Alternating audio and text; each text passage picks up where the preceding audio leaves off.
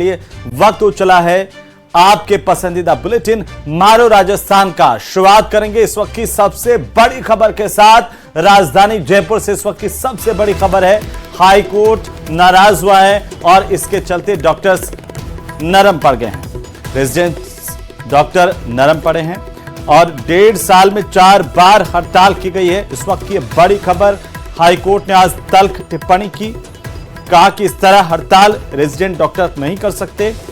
High court नाराज हुआ और इसके चलते रेजिडेंट डॉक्टर्स नरम नजर आए। रेजिडेंट डॉक्टर्स को हाईकोर्ट ने फटकार लगाई है। हाईकोर्ट ने आज रेजिडेंट्स की हड़ताल पर संज्ञान लेते हुए सुनवाई की, जिसमें हाईकोर्ट की नाराजगी रेजिडेंट्स की डॉक्टर्स की हड़ताल को लेकर के नजर आई।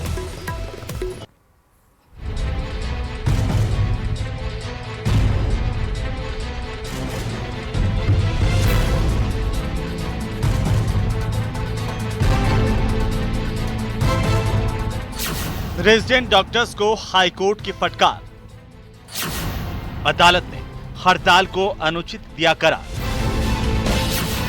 शपथ का रखो मान, हड़ताल नहीं है समाधान। हाईकोर्ट की फटकार के बाद रेजिडेंट डॉक्टरों ने अपनी हड़ताल खत्म करने का ऐलान कर दिया है। अदालत ने रेजिडेंट डॉक्टर्स की मांगों पर सुनवाई के दौरान उनकी हड़ताल को अनुचित करार दिया। दरअसल रेजिडेंट डॉक्टर्स की हड़ताल पर राजस्थान हाई कोर्ट ने संज्ञान लिया। बुधवार को कोर्ट ने चिकित्सा शिक्षा विभाग, एसएमएस मेडिकल कॉलेज प्रशासन और Jaipur association of resident doctors के प्रतिनिधियों को अदालत में तलब किया। जस्टिस समीर जैन की एकल पीठ ने कहा कि लड़कर कोई दुनिया नहीं जीती जा सकती।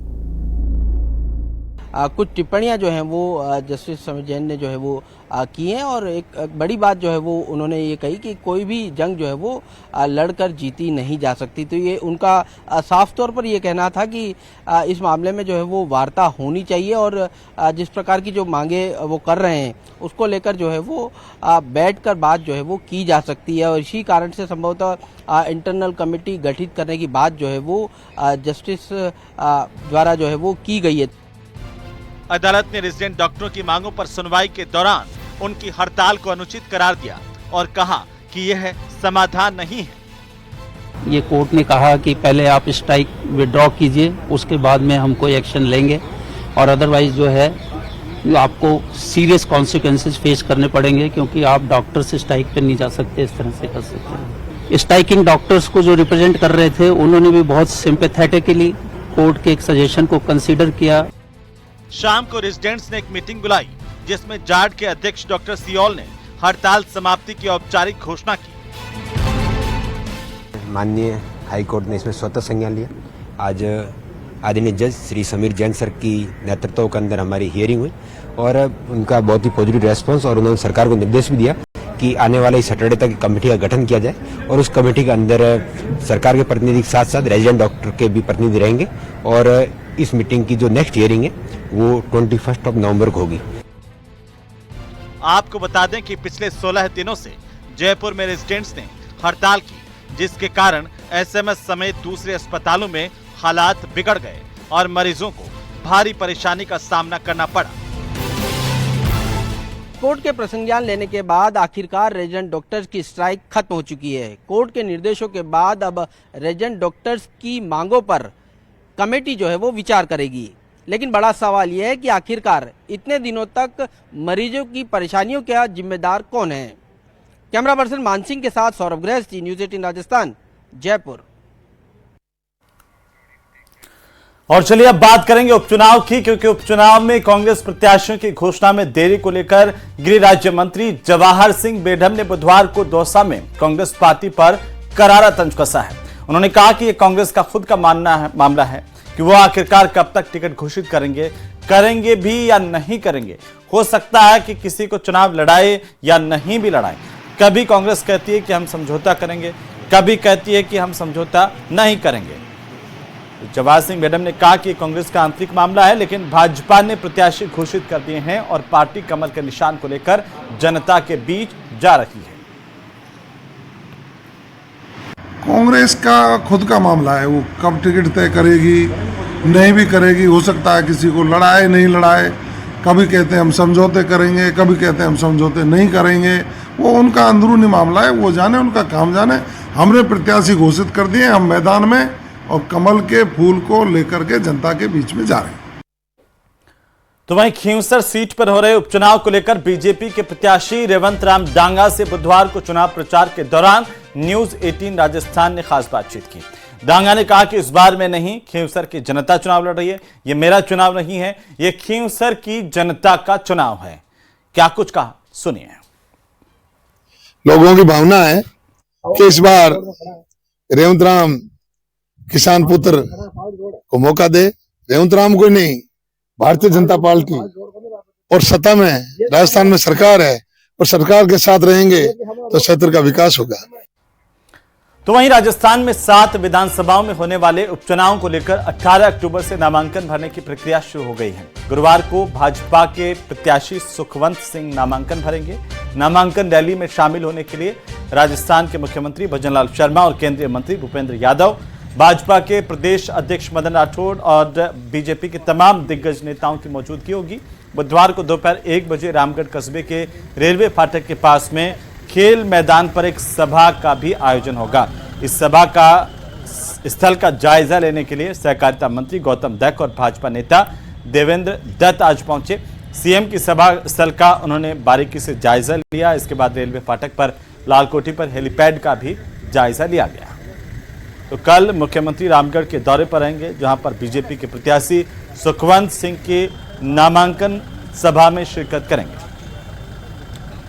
मदन राठौड़ जी एवं पार्टी के अन्य सीनियर लीडर्स यहाँ रहेंगे और निश्चित रूप से जो माहौल, जो नीचे कार्यकर्ताओं का उत्साह, जो जनता में जिस प्रकार की भावना जो मैं पिछले 10-15 दिनों से यहाँ देख रहा हूँ, कार्यकर्ताओं में उत्साह है, जनता में उत्साह है और जनता यहाँ परिवर्तन चाहती है। निश्चित रूप से कल की जो ये सभा है एक भव्य सभा होगी और ये कहीं न कहीं मैसेज देने का काम करेगी और निश्चित रूप से इस बार रामगढ़ का जो एक किला है ये भारतीय जनता पार्टी एक बड़े अंतर से जीतेगी। तो वहीं मुख्यमंत्री भजनलाल शर्मा गुरुवार को झुंझुनू के दौरे पर रहेंगे। वे यहां पर उपचुनाव के लिए बीजेपी प्रत्याशी राजेंद्र बाबू की नामांकन सभा को संबोधित करेंगे। साथ ही राजेंद्र बाबू का नामांकन दाखिल करवाने के लिए साथ जाएंगे। नामांकन सभा की तैयारियों का जिम्मा जिले के प्रभारी मंत्री अविनाश गहलोत ने संभाल रखा है। समाज कल्याण मंत्री अविनाश गहलोत ने कहा कि रैली ऐतिहासिक होगी। इसमें न केवल मुख्यमंत्री बल्कि सूबे के कई मंत्री, बीजेपी के पदाधिकारी हिस्सा लेंगे। वहीं हजारों की संख्या में लोग पहुंचकर राजेंद्र बाबू को आशीर्वाद देंगे। आपको बता दें कि 11 साल बाद बीजेपी विधानसभा चुनाव में एकजुटता के साथ चुनाव लड़ेगी, जो बीजेपी के लिए एक सुखद संकेत है। सीएम भजनलाल शर्मा से बातचीत करने के बाद बगावत करने वाले बबलू चौधरी, डॉक्टर कमल चंद सैनी ने चुनाव नहीं लड़ने का फैसला किया है। इससे बीजेपी की स्थिति यहां पर मजबूत हो गई मानी जा रही है। झुंझुनू में माननीय मुख्यमंत्री जी पधारे 24 तारीख को नामांकन सभा में, उसको लेकर जो सभा स्थल है उसका निरीक्षण किया गया है। वहां मंच की व्यवस्था देखी गई है, कार्यकर्ताओं की सीटिंग अरेंजमेंट को देखा गया है, टेंट व्यवस्था देखी गई है, जो ट्रैफिक है, गाड़ियों की व्यवस्था देखी गई है और कार्यकर्ताओं को बड़ी जिम्मेदारी दी गई है कि कैसे हम लोग इसको ऐतिहासिक बना सके, सफल बना सके। उधर झुंझुनू उपचुनाव के लिए कांग्रेस ने अभी तक अपना उम्मीदवार घोषित नहीं किया है। सांसद ब्रिजेंद्र ओला के बेटे और दिवंगत नेता शीशराम ओला के पोते अमित ओला टिकट की दौड़ में आगे बताए जा रहे हैं, लेकिन आज एक राजनीतिक उठाफटक हुई है। इसके तहत मदरसा बोर्ड के चेयरमैन और कांग्रेस से टिकट के दावेदार एमडी चौपदार भी रिटर्निंग ऑफिसर के कार्यालय पहुंचे, नामांकन पत्र लिया है। अचानक चौपदार के आरओ कार्यालय पहुंचते ही राजनीतिक सरगर्मियां इलाके में तेज हो गई है। कांग्रेस पार्टी का 27 साल से सच्चा सिपाही हूं और झुंझुनू विधानसभा का उपचुनाव है। मैंने मेरी दावेदारी जिला कांग्रेस कमेटी के अध्यक्ष दिनेश सुंडा जी के हाथ दे दी, प्रदेश नेतृत्व को बता दी, आला कमान को बता दी। मुझे पूरी उम्मीद है कि आज या कल या दोपहर तक, कल शाम तक, परसों तक पार्टी आदेश करेगी और मैं कांग्रेस पार्टी का अधिकृत उम्मीदवार होऊंगा। तो वहीं गैंगस्टर लॉरेंस बिश्नोई को क्षत्रिय करणी सेना की धमकी के बाद बिश्नोई समाज लॉरेंस के समर्थन में उतर आया है। बिश्नोई टाइगर फोर्स ने अब लॉरेंस के लिए सड़कों पर उतरने का ऐलान कर दिया है। साथ ही कहा कि बिश्नोई समाज शिकारियों, जिहादियों और राष्ट्र विरोधियों के खिलाफ लड़ता रहेगा। रिपोर्ट देखिए।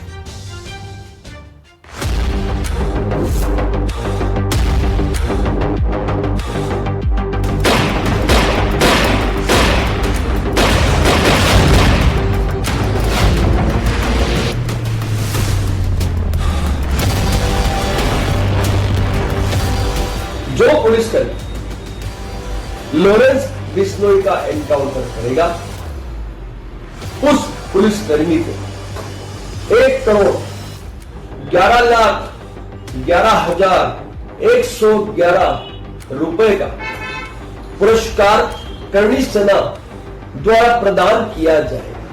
ये बहुत गलत है और इस तरीके से पुलिस कर्मियों को उकसाना, उनके ऊपर इनाम घोषित करना, ये तालिबानी फरमान की हम खिलाफत करते हैं।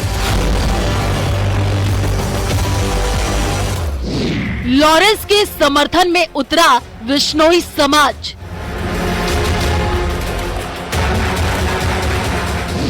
एनकाउंटर पर बिश्नोई समाज की चेतावनी।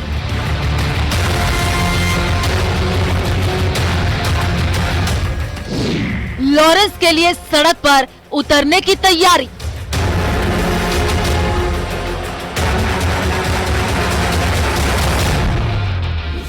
एक तरफ गैंगस्टर के एनकाउंटर के लिए इनाम का ऐलान तो दूसरी तरफ लॉरेंस के समर्थन में सड़क पर उतरकर प्रदर्शन की चेतावनी। गैंगस्टर के लिए जान कुर्बान कर देने वाले बिश्नोई समाज की मोहब्बत। सीधे शब्दों में कहे तो बिश्नोई समाज और क्षत्रिय कर्णी सेना परिवार अब आमने सामने आ चुका है। गैंगस्टर लॉरेंस बिश्नोई को क्षत्रिय कर्णी सेना परिवार की धमकी मिलने के बाद बिश्नोई समाज ने साफ शब्दों में ऐलान कर दिया है कि बिश्नोई समाज का बच्चा बच्चा लॉरेंस के साथ है। धमकी के बाद उसे सुरक्षा देने की मांग की जा रही है। वहीं राज सिंह शेखावत के खिलाफ कार्रवाई की मांग हो रही है। 26 साल से कानूनी लड़ाई लड़ते हुए समाज आ रहा है और उसमें उन्होंने कोई बात करती उसको इतना मुद्दा बनाकर जिस तरीके की बात कर रही है, ये बहुत गलत है और इस तरीके से पुलिस कर्मियों को उकसाना, उनके ऊपर इनाम घोषित करना, ये तालिबानी फरमान की हम खिलाफत करते हैं। अगर कानूनी रूप से लॉरेंस का संरक्षण होना चाहिए और अगर नहीं हुआ बिश्नोई समाज सड़कों पर उतरेगा। एक एक बिश्नोई का बंदा लॉरेंस की जो है समर्थन मोत्र के उसकी जो है उसकी पैरवी करेगा और उसको आजाद करवाने की जो अपनी कानूनी भी लड़ाई लड़ेगा। आने वाले समय में बिश्नोई समाज सक्षम है। दरअसल मंगलवार को गुजरात में क्षत्रिय कर्णी सेना के राष्ट्रीय अध्यक्ष डॉक्टर राज शेखावत ने लॉरेंस बिश्नोई के एनकाउंटर के लिए करीब 1.25 करोड़ रुपए देने का ऐलान किया था। डॉक्टर राज शेखावत का कहना था कि जो भी पुलिस वाला लॉरेंस का एनकाउंटर करेगा उसे इनाम के साथ उसके परिवार की सुरक्षा की जिम्मेदारी क्षत्रिय कर्णी सेना परिवार की तरफ से दी जाएगी। इसके बाद बिश्नोई समाज के कुछ संगठनों ने भारी आपत्ति जताई है। सोशल मीडिया पर राज सिंह शेखावत का वीडियो सामने आने के बाद बिश्नोई संगठन भी लॉरेंस बिश्नोई के पक्ष में सामने आ गए हैं। इन धमकियों के बीच अब आपको ये भी जानना जरूरी है कौन है राज सिंह शेखावत और उन्होंने लॉरेंस के एनकाउंटर पर 1,11,11,111 रुपए का इनाम क्यों घोषित किया। राज शेखावत क्षत्रिय कर्णी सेना परिवार के राष्ट्रीय अध्यक्ष है। राज शेखावत के इंस्टाग्राम पर 4.5 लाख से ज्यादा फॉलोअर्स है। उन्होंने अपने नाम के आगे डॉक्टर भी लगा रखा है। उन्होंने अपनी प्रोफाइल में खुद एक्स BSF और MBA पास बताया है। इसके अलावा प्रोफाइल में उन्होंने खुद को आतंकवाद विरोधी ऑपरेशन वॉरियर भी बताया है। क्षत्रिय कर्णी सेना के राष्ट्रीय अध्यक्ष राज शेखावत पहले बीजेपी में थे। लोकसभा चुनाव से पहले उन्होंने बीजेपी छोड़ दी थी। अब सवाल ये कि उन्होंने क्यों लॉरेंस के एनकाउंटर पर इनाम का ऐलान किया। दरअसल कर्णी सेना के अध्यक्ष सुखदेव सिंह की हत्या से नाराज हैं। कर्णी सेना लॉरेंस को गोगामेड़ी की हत्या के लिए मानते हैं जिम्मेदार। दरअसल 5 दिसंबर 2023 को कर्णी सेना के अध्यक्ष सुखदेव सिंह गोगामेड़ी की घर में घुसकर हत्या कर दी गई थी। लॉरेंस गैंग ने इस हत्याकांड की जिम्मेदारी ली थी। लॉरेंस गैंग के खास सदस्य गोल्डी बराड़ ने एक इंटरव्यू में कबूल किया था कि सुखदेव की हत्या उन्होंने की थी। लॉरेंस फिलहाल गुजरात की जेल में बंद है। ऐसे में एक तरफ बिश्नोई समाज उसकी सुरक्षा को लेकर परेशान है। क्षत्रिय कर्णी सेना की धमकी और बिश्नोई समाज की चेतावनी के बीच अब देखने वाली बात ये होगी लॉरेंस पर शुरू हुआ विवाद कहां जाकर थमता है।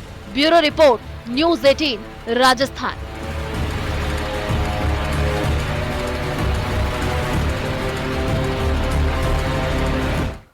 और चलिए अब बात करेंगे सीईटी परीक्षा की, क्योंकि राजस्थान कर्मचारी चयन बोर्ड की तरफ से समान पात्रता परीक्षा यानी कि सीईटी सीनियर सेकेंडरी लेवल का आयोजन 22 से 24 अक्टूबर तक किया जा रहा है।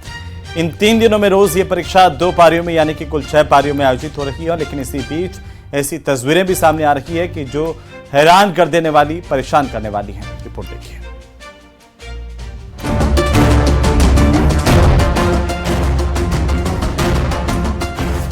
अलवर की सड़कों पर दुकानों के बाहर रात बिताने वाले ये तमाम युवक समान पात्रता परीक्षा सीईटी सीनियर सेकेंडरी लेवल के छात्र हैं।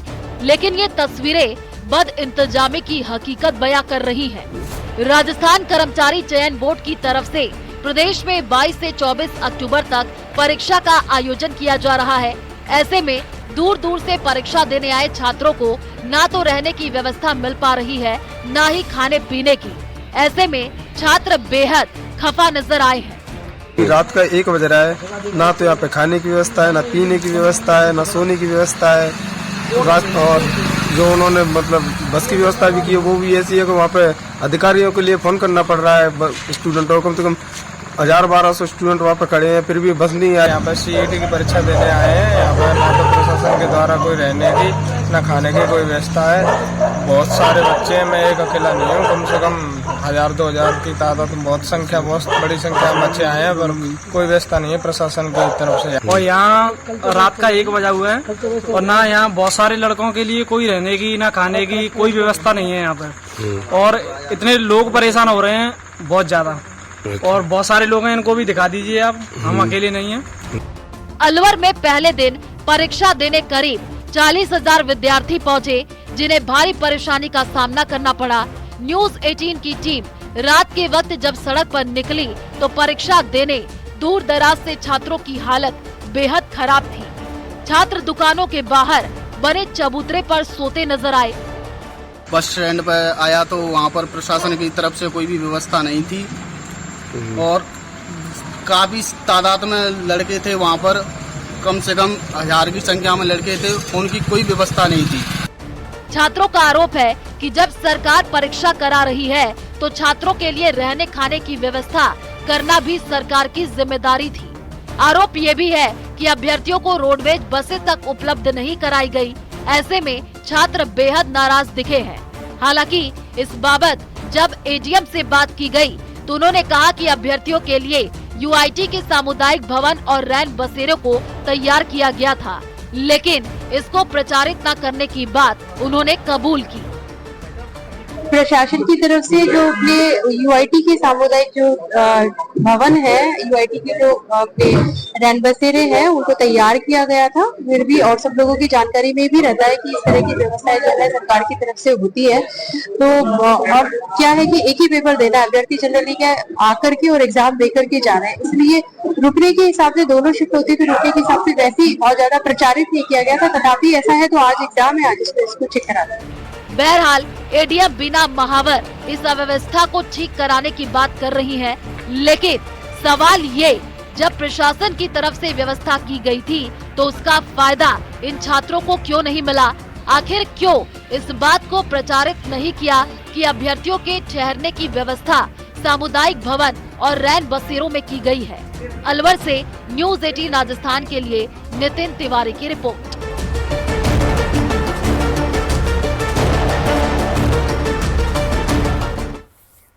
और चलिए अब बात करेंगे पेपर लीक की, क्योंकि प्रदेश में बीते 1 दशक में हुई लगभग सभी प्रतियोगी परीक्षाएं शक के दायरे में हैं। इन पेपर लीक केसों की जांच के लिए भजनलाल सरकार ने एसआईटी का गठन कर रखा है, जो आए दिन नित नए खुलासे कर रही है। रिपोर्ट देखिए।